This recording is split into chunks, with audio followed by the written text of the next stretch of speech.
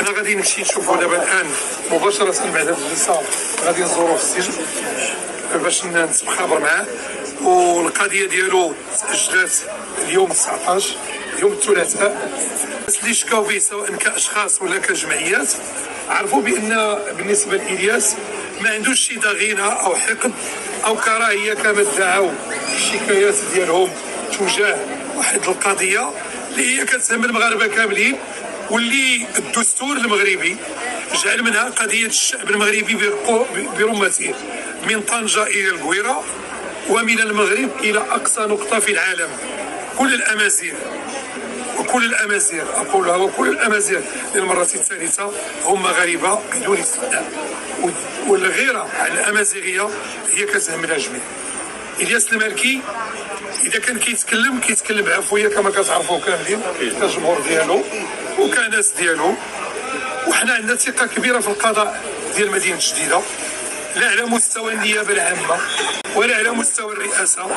المحكمة الزجرية الابتدائية في مدينة الجديدة النظر في قضية ستريمر إلياس المالكي إلى 19 نوفمبر بعد تغيبه عن الجلسة نظرا لحالته الصحية، حيث تقدم بشهادة طبية.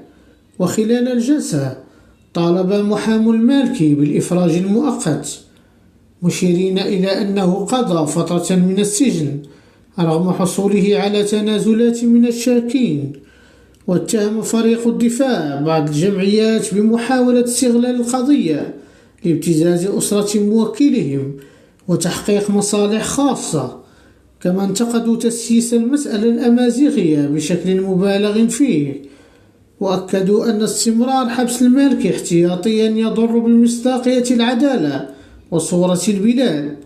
ورفضت النيابة العامة طلب الإفراج المؤقت، فيما شهدت الجلسة حضور عدد من مؤيدي المالكي. يشار إلى أن المالكي يواجه عدة تهم، منها التحريض على الكراهية والتمييز والتشهير إثر نشره محتوى وصف بالمسيء للأمازيغ.